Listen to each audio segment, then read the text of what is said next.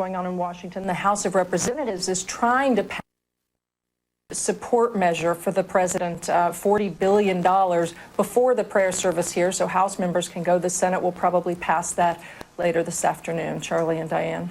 All right, thanks very much, Claire Shipman in Washington. We thank you for that. We thank you for what you've done all week long. Let's bring back in John Miller, because we want the very latest on the arrests that were made yesterday, the releases that have taken place now. That's right. Federal authorities are actually giving us some very comforting news last night, having set off alarm bells that they felt that there were two hijacking teams about to hijack two new planes. Separate arrests at LaGuardia and Kennedy Airport.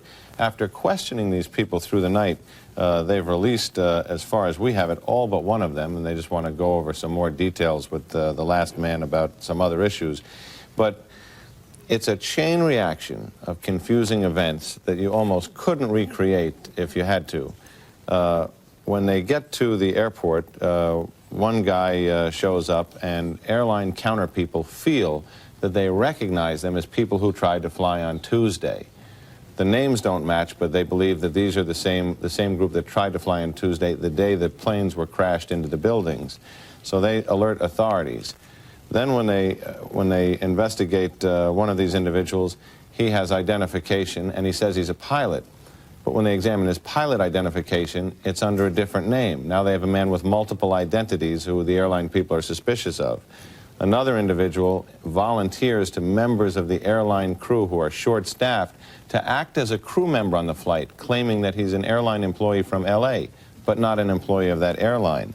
So that, against the backdrop of later, when they're on higher alert, 4 men at LaGuardia show up with baggage that identifies them as part of an airline crew.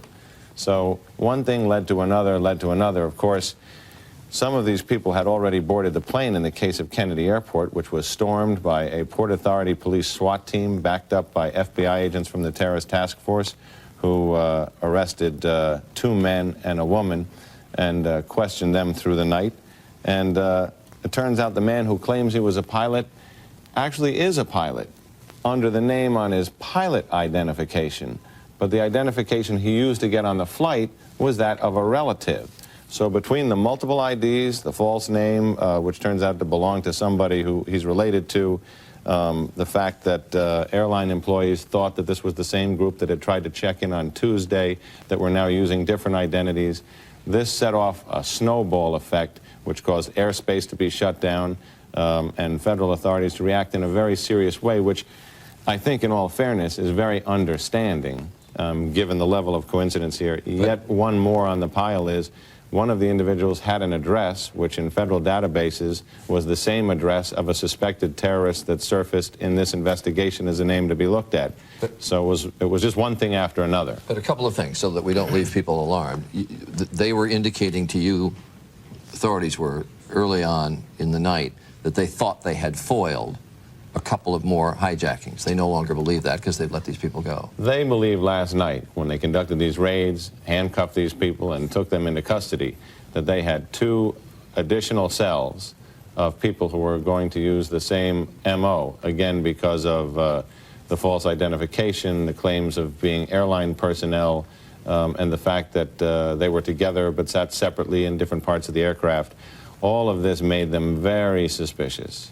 And the statements of airline employees who were suspicious. And you know, it's actually a much nicer position to be in this morning, to hear that after a long night of trying to sort out a series of unlikely coincidences, bizarre coincidences, that they think now that this was not a plot.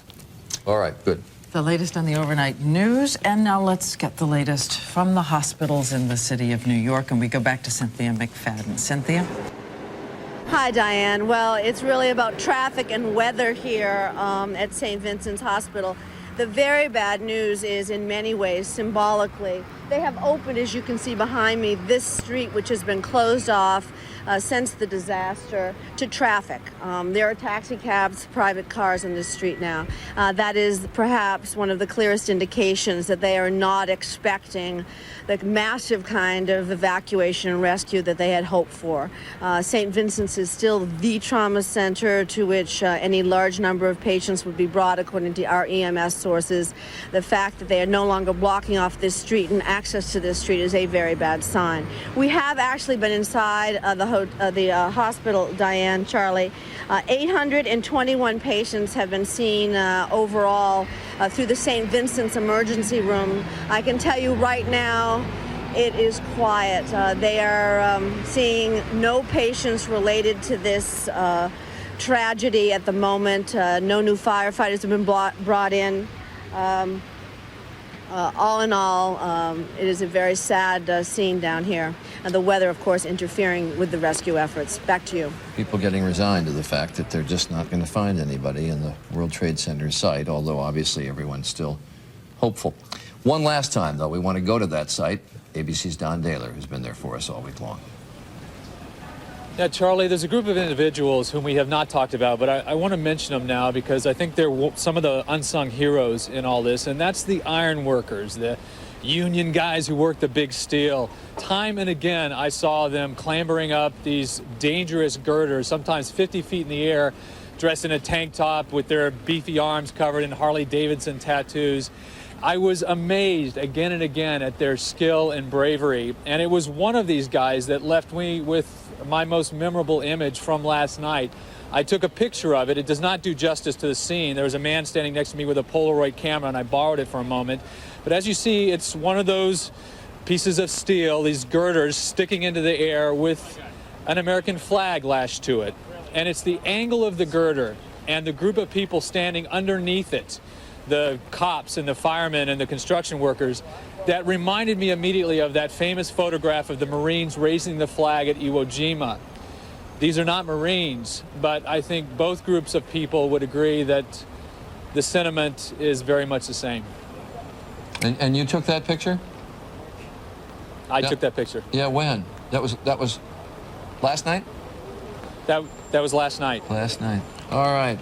Don Dahler, again, thanks very much. We talked to Don Tuesday. We started talking to Don at 10 minutes before 9 o'clock, just after the first plane had gone into the towers, and he has been down there nonstop for us since, and we appreciate it. That's right. I remember the first words out of his mouth about a shrieking, searing, screaming sound. No idea what it was. He kept saying, could it be a missile?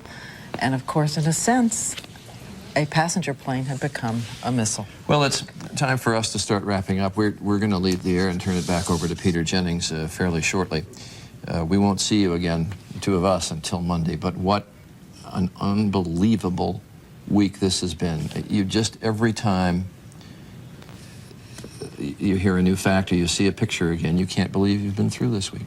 And we keep thinking, we've heard so many stories of those who were lost, those who survived, the miraculous courage of people that when you enter into one, you think, well, this will be another story. This will be just another story. And every single time you simply remember that there are unfathomable reaches of courage and goodness inside human beings in the middle of something so tragic. Countless scenes that you've seen of that in New York. And this is going to be with us a long, long time, obviously, this story. The president yesterday, as he talked to Governor Pataki and Mayor Giuliani, said this is now the emphasis of my administration. We'll work on domestic issues, etc., but this is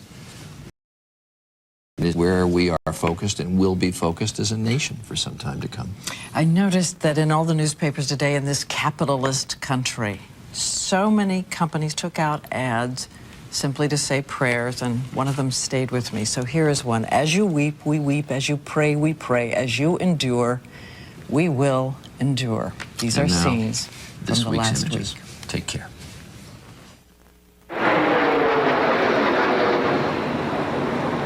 We saw a shadow. It looked like a plane. Next thing we know, it was boom, boom, and the floor started shaking. It seemed like a bomb to me. Some emergency lights went on. We just got a report in that there's been some sort of explosion. Oh my God! The next building There's another one.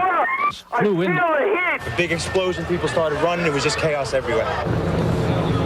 They started jumping out of the window, like the 96th floor, one at a time. I don't see a building, I see people. People hurt. 2 airplanes have crashed into the World Trade Center. in an apparent terrorist attack. As we are boarding Air Force One, they have bomb squads out here checking all of our gear. The aircraft penetrated deep inside the Pentagon. It looked like a commuter plane from the south, real low. No, we've just been told that the Capitol is being evacuated. And you can see that people did exit the building very, very quickly. This is as close as we can get to the base of the World Trade Center. You can see the firemen assembled here, the police officers, FBI agents, and you can see the two towers. A huge explosion now raining debris on all of us. We better get out of the way.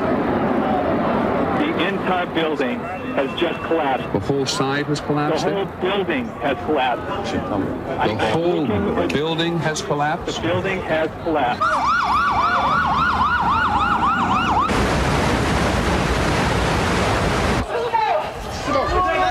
Get out of here!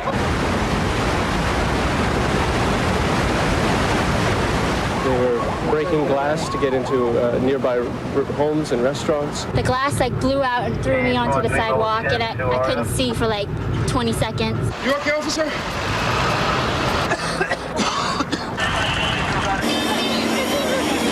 Give him here. You can watch. You can film. Oh my God, this is so terrible. Put your mask. Put your mask on. Honestly, I just wanted to let you know I love you, and I'm stuck in this building. I just wanted you to know that I love you always.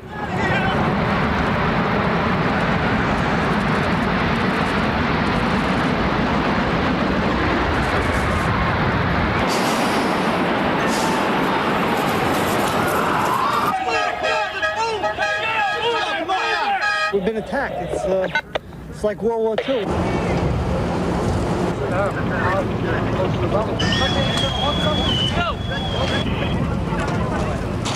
This is still an open question as to what happened to United Airlines Flight 93. He said, I'm on a flight, and there are 3 guys that have taken over the flight, and they say they have a bomb. I think that if there was anything done to thwart the people, that he was involved in it. All people giving blood, go to your left, please. We figured at least this is some way we can really help. Firemen were coming in and telling us that there were 3 rescue companies that never made it out. We tried our best, and it was just too much. It was unbelievable. For me, it was. We're all right. We're all right. There has been another building collapse in lower New York. It is number 7. No planes are taking off in the entire country. The plane was okay, but they did not tell us why we were being pulled from the air. We're evacuating all terminals and we're stopping traffic all over. Today, thousands of lives were suddenly ended by evil, despicable acts of terror. This mass terrorism is the new evil in our world today. We are completely shocked. Completely shocked. There's no reason for gas to have gone up 30 cents at the pump. We just don't think that terrorism is going to hit in our backyard. God bless America, my home, sweet home. It's just been a really tragic day, and I think a lot of people feel very numb.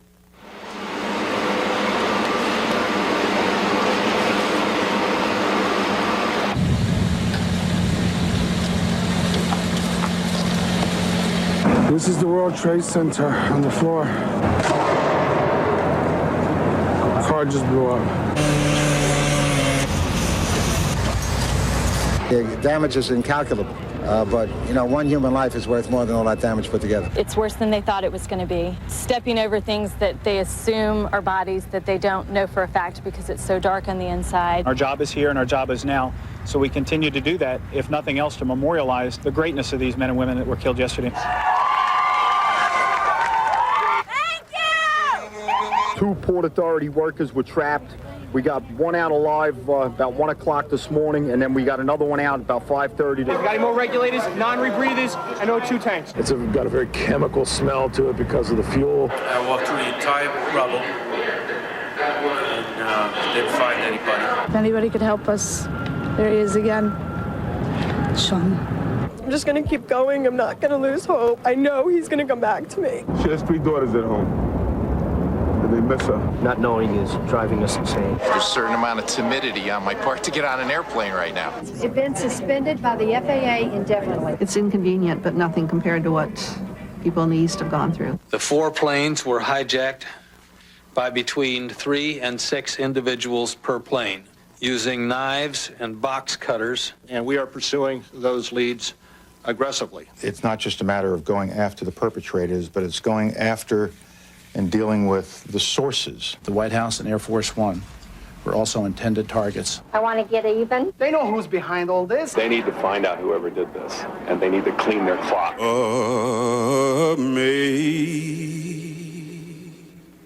Amazing grace. We train at scrap yards and concrete quarries. You can't train for this. Been in since 4 o'clock the day it happened. It's been the greatest privilege I've ever had to serve with the people that I've worked beside. Hey, we need buckets and a couple guys! We were removing the debris. We had a large steel wall behind the beam. When they removed that, 2 firefighters just came crawling out. It was unbelievable. I love you, Ma. The total number of hijackers was at least 18. This country will not relent until we have saved ourselves and others from the terrible tragedy that came upon America. I just don't think anybody understands what it's like to have here.